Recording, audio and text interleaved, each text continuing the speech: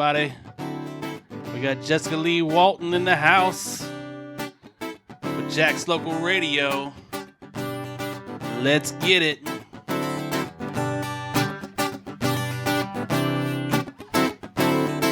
You tuned in to the Jack's Local Radio Show. Yeah. You tuned in to the Jack's Local Radio Show. Don't you know? Don't you know?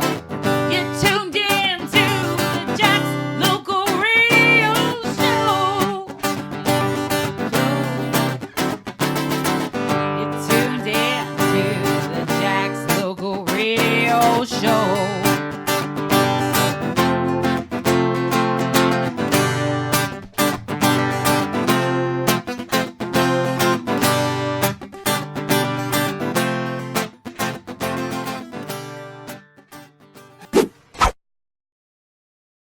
All right, everybody, give up for Jessica Leigh Walton. We got Jessica Leigh Walton in the house for Jack's Local Radio. How you doing tonight? I'm doing great. Thank you for having me here. This is amazing. This is awesome for Jacksonville, too. Can you tell us about yourself? Like you start from the beginning and how born and raised. Okay, yeah. So I'm a Jacksonville girl. I've been here my whole life. I was born and raised here. I branched out in college years over to North Carolina. But all my schools, high school was Douglas Anderson School of the Arts. And I did vocal music there. And I've just I've seen the evolution of Jacksonville, pre-Jaguars all the way through to where we are now, and before the landing to where we are now. So, yeah, I'm part of the scene for sure. So what do you think about the Jaguars now? Oh, bless their hearts. God bless them. They've done great on marketing. Hey, they're even like the biggest thing going in London right now for American football because of Shad Khan. So that's kind of impressive with the marketing that they've done. But, we want them to win. So we stay hopeful. Yeah. You hear about Jalen Ramsey wanting to leave? No, I don't really follow that closely, unfortunately. But... What's your thoughts about the landing? Oh, gosh, we get into politics. Okay, so I think it's a tragedy that, that Slayman didn't invest as he could have, but he didn't have to because he bought it at a steal at $7.5 million for all that riverfront property, I believe, and then turned around and basically waited until the pressure was on the city, and I believe the mayor inadvertently gave him a great deal so that he wouldn't cast his money against the mayor's election. So he made out like a bandit. He did very well, and I hate to see it turn into a park. I think it should be... Is that what you think it's going to be? Is it going to be a park? Yeah, I definitely think it's going to be a park, and I think it's going to be like an eyesore eventually. I think we need to have residential friendly businesses. I think we don't even have a Starbucks, a drive-through Starbucks downtown. We don't have a Starbucks downtown, except for I think there's a hotel, the Hilton. I think it's the Hilton. The Hyatt that has a Starbucks inside the Hyatt. So you have to go to a hotel. Jam-packed. Yeah, you have to go to a hotel to get a Starbucks. That's crazy in downtown Jacksonville. No donut shop, no places for department stores, nothing. Yeah. We have nothing. There really is not even a lot of shopping down there, hardly at all. But the residential is booming, so Right. they're putting on all these people to live, and then there's nothing to offer them when they're there. So it's silly. What's the first time you got involved in the music? Oh, okay. I've been singing since I was probably about 6 or 7 years old. I started singing at church, and my dad and mom supported... So it was singing first, right? It was definitely singing first. I sang and learned every word to the musical Annie when it came out back in the 80s, and I wanted to do that musical more than anything. I drove my entire family, including my brother, completely mad over constantly playing it over and over again and copying stylistically and I want to say proper pitch based on listening to something over and over again. It was very important for me to like attune my ear to what I was hearing. And I remember trying to perfect it as a little kid.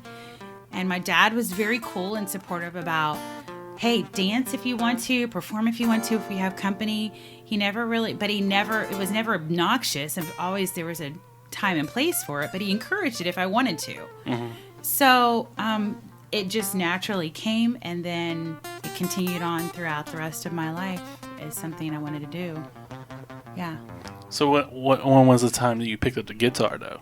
Yeah, so that's another part of, I guess, my dad and I's relationship, because Dad opened a guitar shop, and I was probably close to maybe 13 or 14 when that happened, and I didn't actually pick up the guitar until about 15 years old, and I learned maybe 2 chords and immediately wanted to start singing with what I figured out.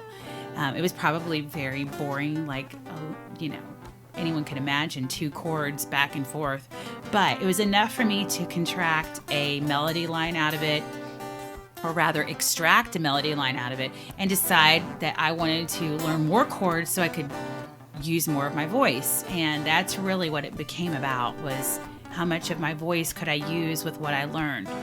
So, so it started at 15, and Dad's shop, he got me the guitars. He ended up making a studio and had WEG recording studios, and there's quite a few bands that actually recorded there. That's what I'm talking about. That was part of my whole fabric of my life. Lucky. Heard you want to sing a song for us. You said something about the first song is called "Am I Enough?" Yeah. I was about 16 when I wrote it too. So you wrote this song? Yeah, I wrote this song, and it's sort of like, I think every person's question, but particularly for me, it was a woman's question of why could I not capture my target, if you will. And it would be like the guy that I was the best friend with, but never quite the girlfriend with. So I always ended up being the best friend. Mm-hmm. And why is it that I was not enough? Was I not pretty enough? Was I not tough enough, rough enough? But I was always the one he'd go to at the end of the day for hours and hours. He wanted to tell me his poetry. And this wasn't just one guy. These have been like a few guys in my life that have been like the person that they wanted to talk to, but they never really wanted to. So it's kind of personal. It's very personal, yeah. Yeah, all of my stuff is. I try to be that way. All right, let's get into it. Awesome. Yay. Hope you like it.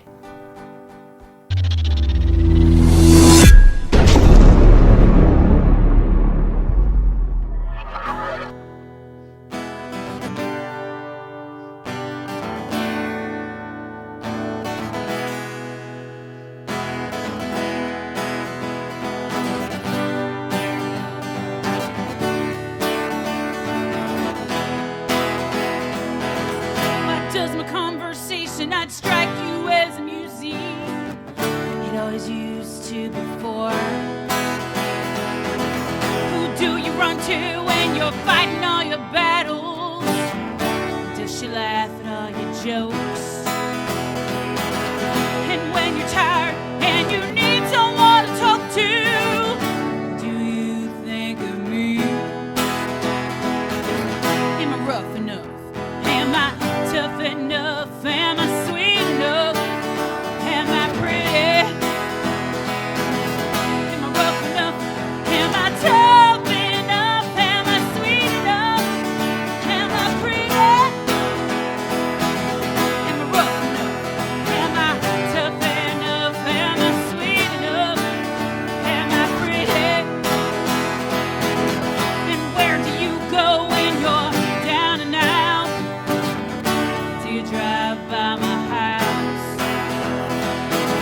I know she kisses you and holds you tight, but does it ever feel right? She makes you look good when you're making big deals, shaking everyone's hands and talking about cheap thrills. Well, I ain't no supermodel, I'm not filthy rich. I got so much more than that.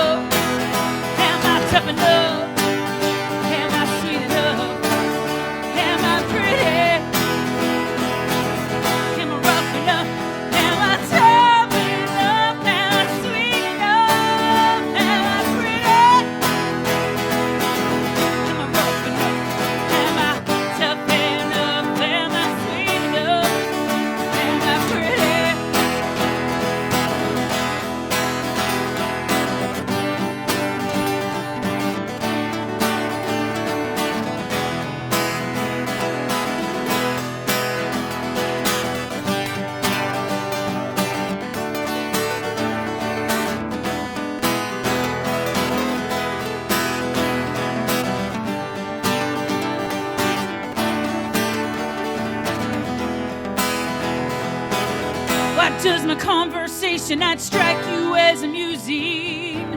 It always used to before. Who do you run to when you're fighting all your battles? Just you laugh at all your jokes. And when you're tired and you need someone to talk to, do you think of me? Yeah. Am I rough enough? Am I tough enough? Am I sweet enough? Am I pretty? Am I rough enough? Am I tough enough? Am I sweet enough? Am I pretty? Am I rough enough? Am I tough enough? Am I sweet enough? Am I pretty?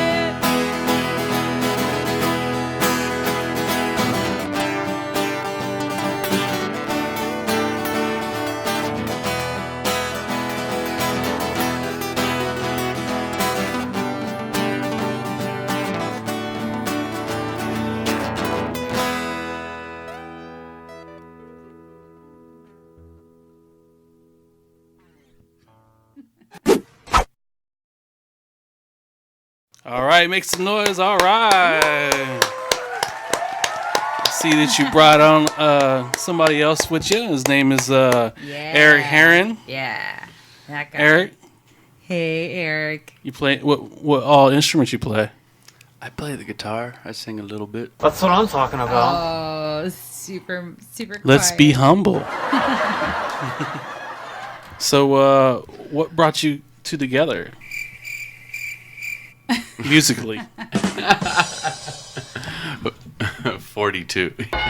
42. What does that mean, Eric? The question. Oh, I'm the saying 40s. take 42. Okay, so No, it was supposed to. So let me just do it again. So, what brought you guys together musically? Well, I think this time recently it was probably when Jessica had a broken amplifier, and somehow was able to fix it. I actually didn't think I was going to be able to, but. But see, so the reason why I came to you, though, to ask you about the amp was because you were playing with a dear friend of mine. You were playing with Patrick McMillan, who, my God, Patrick McMillan being the backup vocalist for Mariah Carey. He's Yes. pretty badass. And so I would go to hear his shows, and I loved his spirit. I loved his energy. I had interviewed him for a write-up that I did about him that had nothing to do with music, actually, which is kind of funny. I actually wrote about him because he was cleaning up trash in his area. And that's how we became friends. Had nothing to do with music. And then I found out who he was, and I was like, oh my God, you're Patrick McMillan. And then I met you through him, which was super awesome. And then everybody said, oh yeah, Eric's the guy that can fix your amp. And I said, okay, cool. So then I go to your house to give you your amp, and you gave me this incredible tour of all the music stuff you had going on in your life, in your house, this setup and everything. And I was just, wow. Yeah. Yeah, it's pretty crazy the way the studio came together. A 3-room studio on 2 different floors. I never thought I would have a studio with perfect isolation between rooms. Yeah, there's stairs involved, but I'm making it work. I'm having fun, and making great sounds. Yeah, good guitar player. Yeah. So, have you met any celebrities through music? Yes. Yes. Start spilling the beans. Okay, my favorite thing I ever get to say ever is I took a shower where Elvis took a shower. At the Florida Theater. Oh. Yeah. It sounds really hot though when I say it like that. I think in my head it does. Okay, so I got to open for a few people. Some people may not know who they are. Dan Fogelberg, whatever. He was a dick. I don't like him. Vonda Shepard, she was glorious. She did the music for Ally McBeal, which is a famous sitcom back in the day, drama, whatever. And then Jethro Tull. And that was a big one. Jethro Tull was pretty big. And my favorite of all was being able to actually lead sing for Big Brother and the Holding Company. and do recording with Big Brother and the holding company, that was Janis Joplin's band. So I actually got to meet Dave Getz and Sam. Andrew was a dear friend of mine, and sorry to see him go. God rest his soul. But yeah, those are some of my favorite people. I've met B.B. King. I've met Les Paul. Because of my dad's guitar store, we did that together. We met Les Paul together, and he actually performed for me.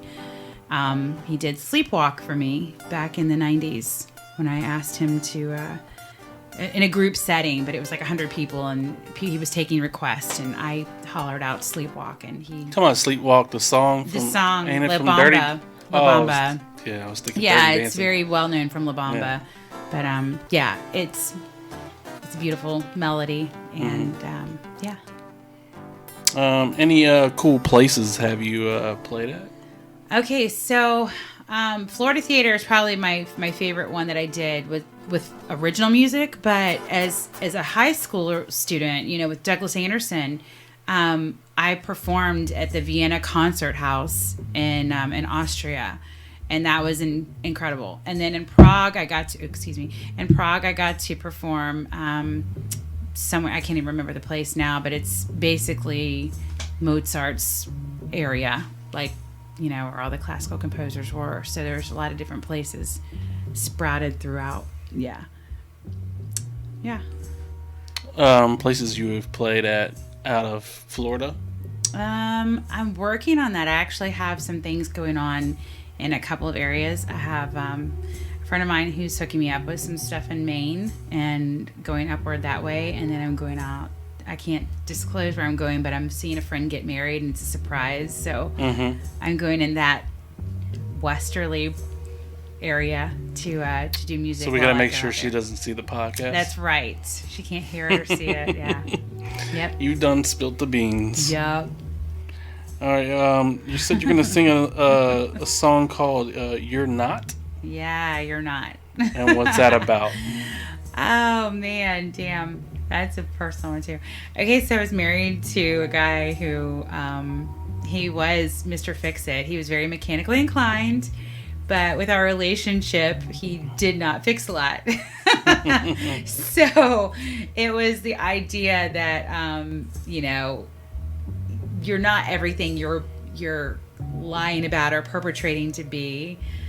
Just be honest with what you are and who you are and what you can do. Don't try to falsify yourself to fit something. Play Pinocchio. Yeah, like that doesn't work. Because the truth's going to come out later. Exactly. Just be real, and we'll work from that. We'll work where that is, not like what you are trying to perpetrate to be. It doesn't work that way. It ends up making everybody stressed and everybody pissed off. Just be real. Yeah. All right, let's get into it. Yeah, cool.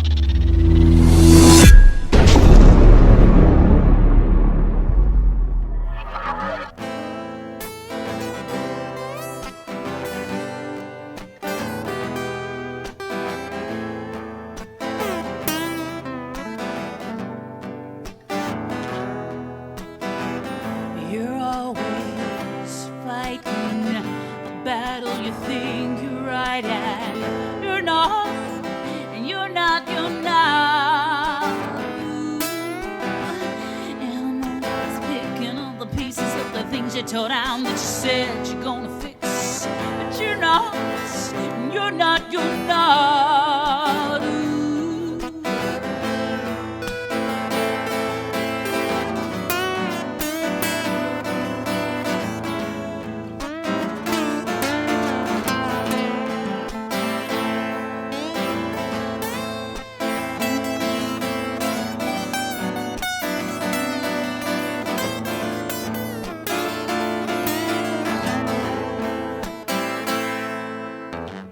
Doesn't it feel humble? Doesn't it feel frightening now that you're alone and I won't pick up my phone? 'Cause you chase me away, those harsh things you had to say.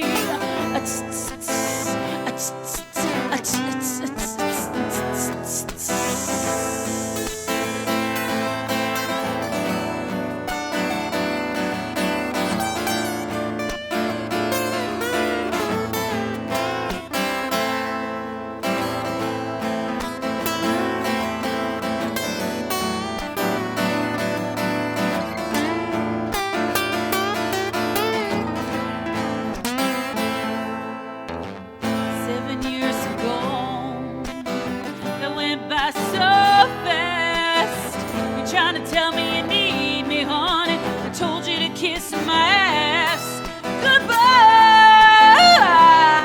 You ain't using me another time. No, you're not. No, you're not. No, you're not. Yeah. No, you're not. No, you're not. You're not.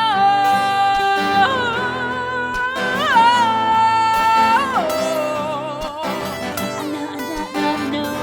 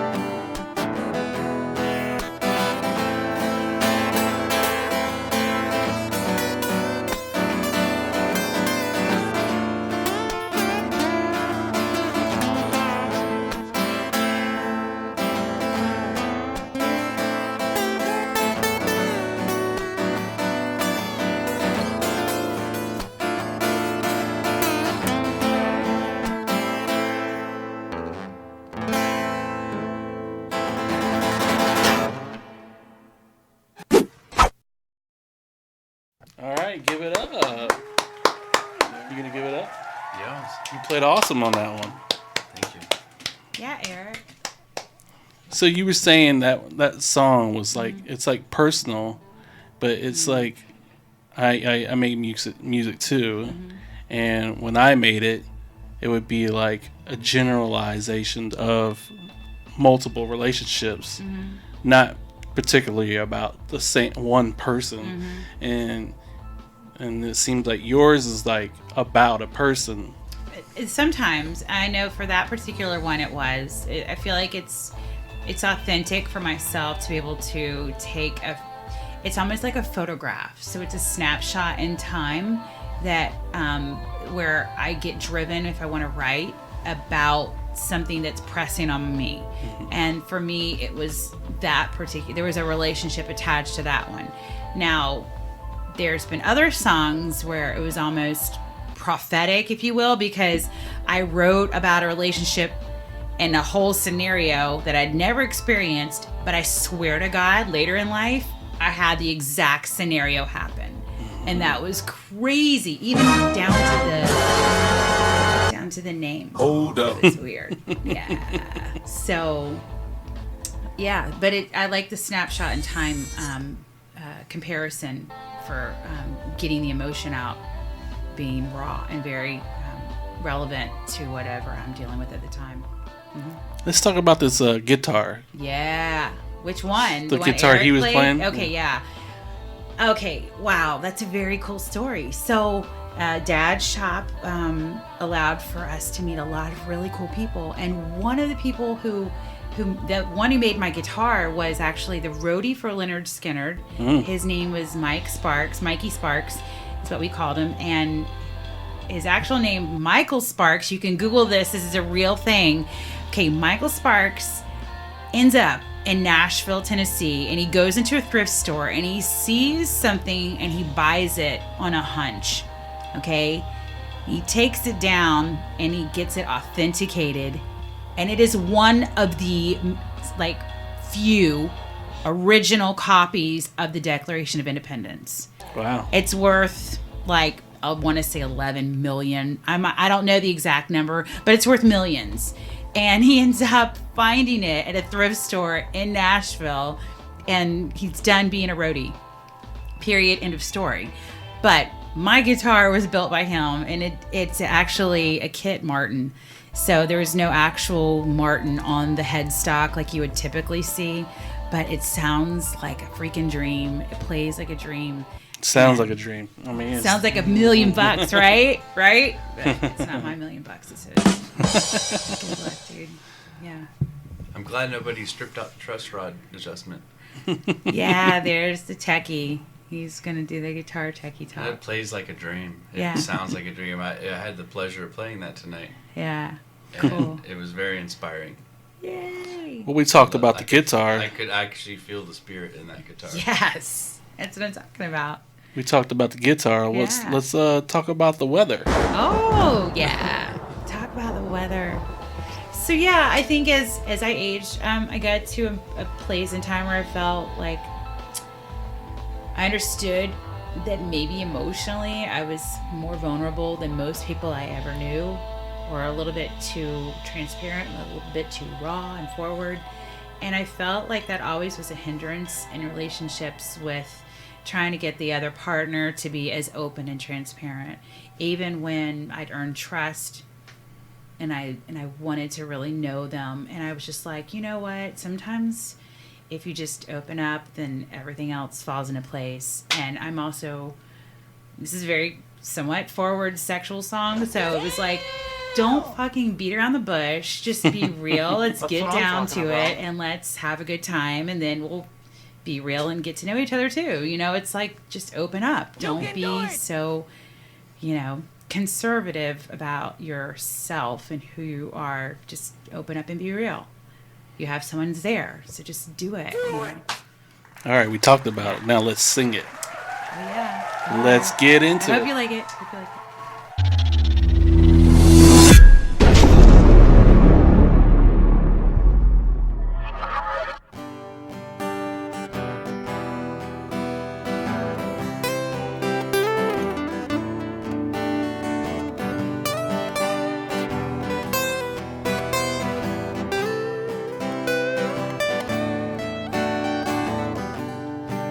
I don't wanna talk about the weather.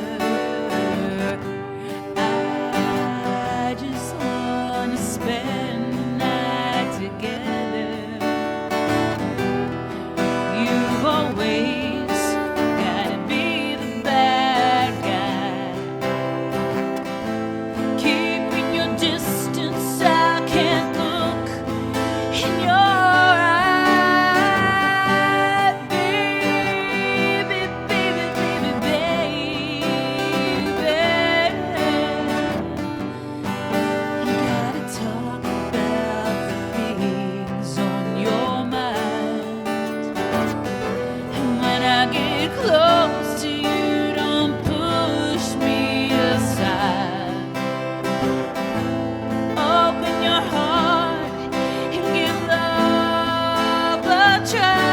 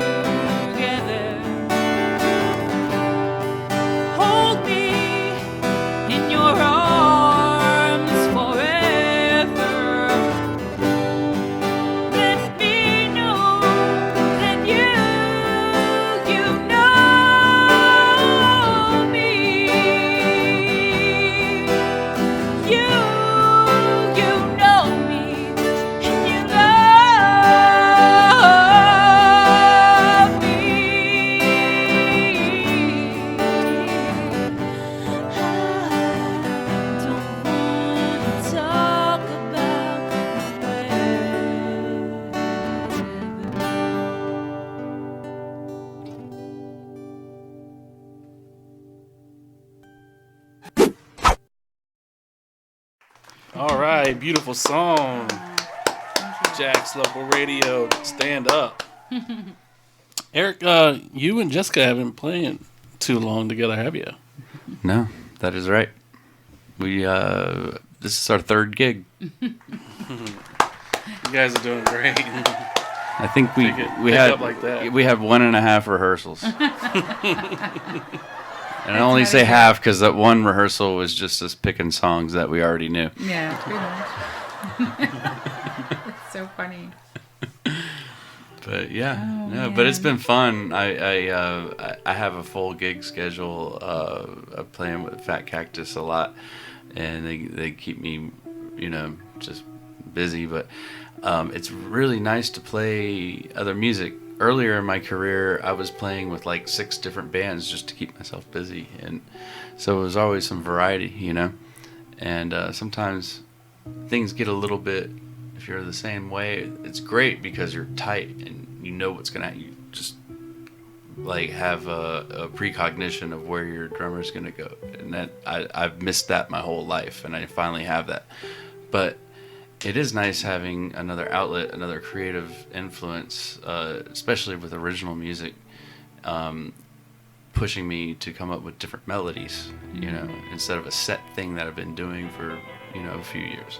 Right. That's cool. What's, I love you too, man. What's But I think every musician needs that, honestly, and it's great having something, a band of brothers, and but it's nice having like, and none of us care when someone plays within the group or a band because it's natural, like you have to. Yeah. You have to try to expand, and sometimes we wind up bringing songs back. Like, check out this song. In fact, we're doing "You Don't Know How It Feels" now in Fat Cactus now. Oh, are you really? Yep. Oh my gosh! Yep. I gotta see that. We stole that. Oh man, yeah, but it is kind of cool because But that was your fault. Then I will take the credit. You started it. Hey, God rest Tom Petty's soul, right? I mean, Absolutely. love that man. So it's very cool though that what you're saying is very relevant. That we all are like a community around here with the musicians, and we do play, in fact, with a lot of different types of people and different genres and influences, and that makes us more well-rounded. And I sort of love that about Jacksonville because I can have a gig where I'm doing jazz with really fantastic jazz musicians and doing jazz sets, and then I can turn right around and do rock and blues sets, and with Eric and so forth. And I like the fact that he and we're quick to get together, we're quick to do duets. And it's good. It's been good so far, and I think there's more in the future. You're wanting to do some recording, and you had some future plans, and I think there's more for sure. Well, that goes on my next question. What is your future goals with music? Yeah. So I could. I don't want to speak for you. I have my own. So, but at the same time, I'd like to make a good product. I want to redo one of my albums, at least half of this album. I want to redo it. And I want to have a second album that I would like to release that I haven't released. And that has a recording with Big Brother on it. Big Brother and the Holding Company. So, but as far as where I want to take it, I really want to just travel as much as humanly possible. And I'm working like a straight person's day job, if you will. Pay the bills kind of job. And I would rather my entire life be music driven, music funded. Unfortunately, the cost of rent, the cost of living is what it is, and a lot of us find ourselves in situations where we're doing, wearing a lot of different hats to make ends meet. I want music to be the sole fuel of what makes my ends meet, So ultimately, I don't really care about being wealthy and in everybody's household name. Who gives a shit? But I really want to be able to live at my happiest doing what I love to do, period. Right. Traveling the world and doing that. Yeah. So that answers my question about if you ever record an album. How many songs are on the album? Okay, so the first one's 10. I think the second one's 8. And I think there needs to be a couple more songs added to it. One that at least one or two that I've written since that secondary album. But I just never, I don't know. It's kind of a weird thing why it halted. But it's there. I still have the music and the masters and whatnot. I just need to get it out in production and make that dream happen. And part of the first album, I didn't like the production at all. I felt like I was a kid with a guitar that made these songs, and I didn't have any production say-so whatsoever. And the people who were directing it were throwing in their genre, which was like a country western BS that I did not identify with. So they took it in a whole different trajectory. And now that I'm adult and I feel like I have more grounding as to what I want it to be, I feel like working with somebody like Eric, or working with, you know, other people that are producer friends that that get me and that have a vision that I feel comfortable sharing with, that could be exactly. I don't think a producer should be having any kind of say. Just record. You know what I mean? Right. If you know, I'm a recording engineer, college degree too. Yeah. Okay. I'm not gonna sit here and tell how you should sing and how Oh, no, I you get should ya. sing your stuff where you're comfortable, because you know your vocals are gonna come out even better. Sure. When you're comfortable. Sure. So. But sometimes it's like, you know, hey, this effect.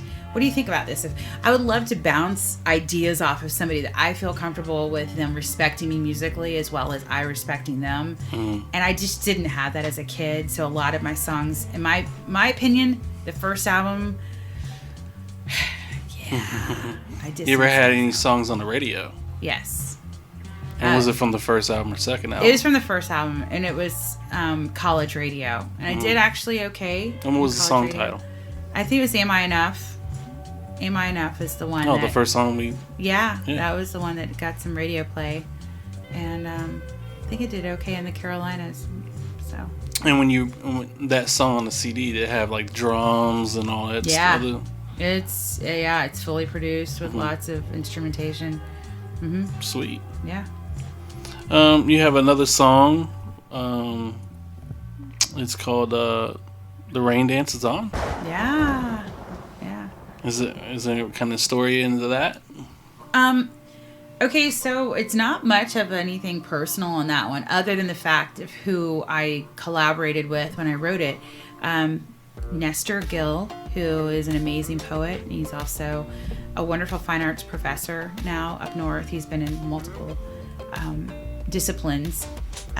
He co-wrote that with me when I was 15, and we were sitting poolside, like nobody was there, and we were, we're sitting on the pool deck with paper and pencil, and another friend of ours, Mark Cregan, who is FSCJ professor of fine arts. He was also with us, and they helped me write the lyrics, and then the rain started coming down, and it ended our writing session. So we just got one good song out of it, and that was called "The Rain Dances On." Sweet, perfect. So that was it. That's sort of, yeah. That's how it happens. That's how it happens, yeah. Well, let's check it out. All right. Let's get into it.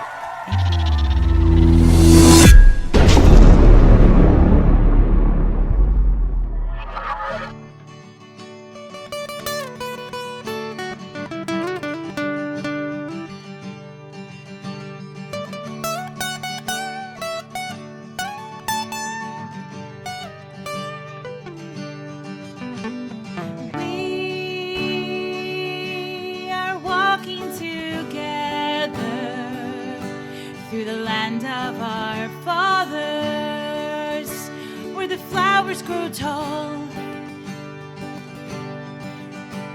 and I feel you breathing beside me as we lay on the cool ground, staring up at the stars.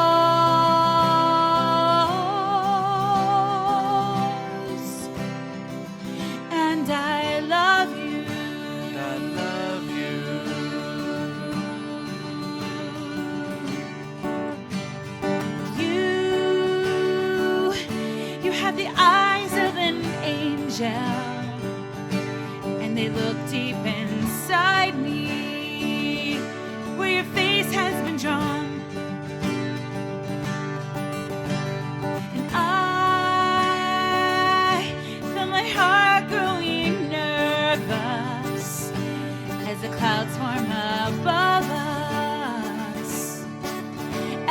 the rain dances on,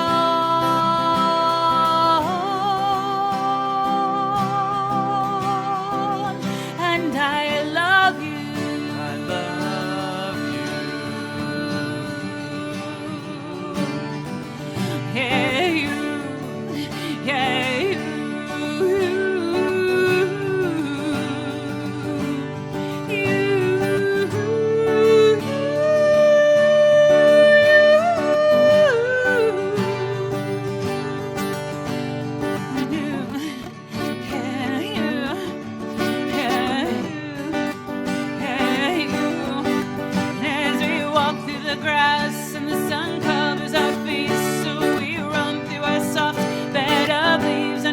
Tree and we run,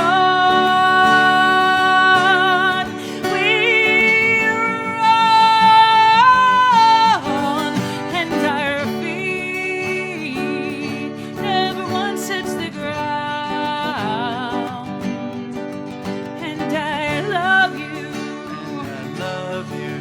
love you, And I love you. and I love you. And I love you. Love you.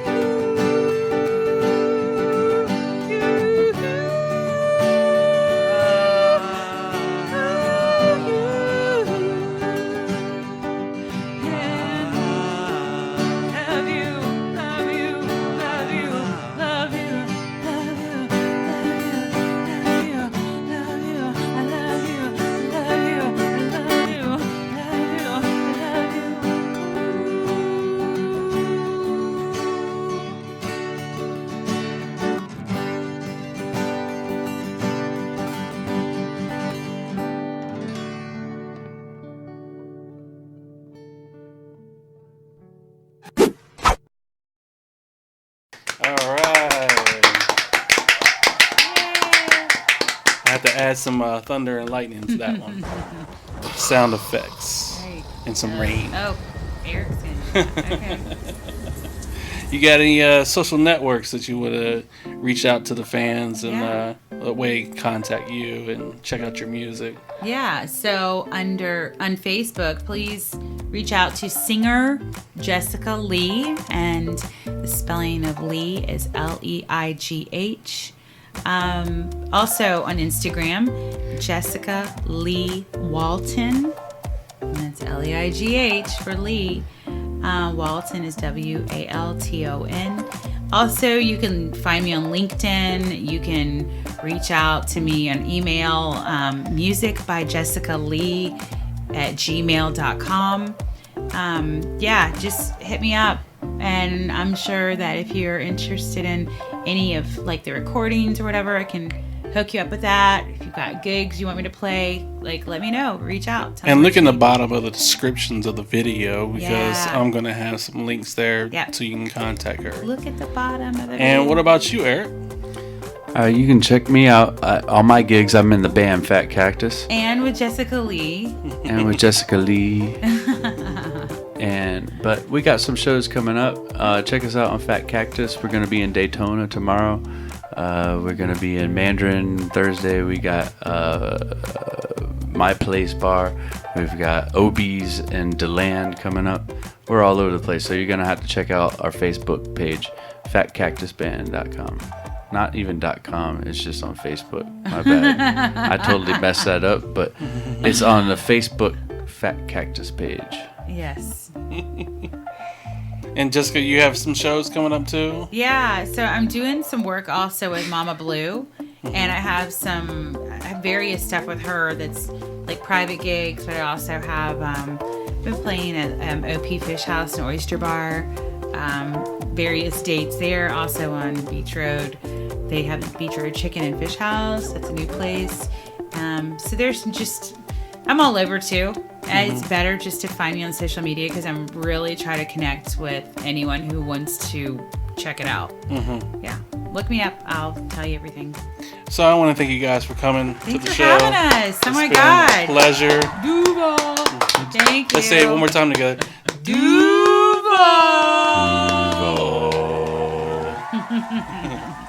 All right. Stay tuned for the next episode. of Jack's Local Radio. Let's get it. If you'd like to help support the show promoting local talent, please cash app us at #Jack's Local Radio Show.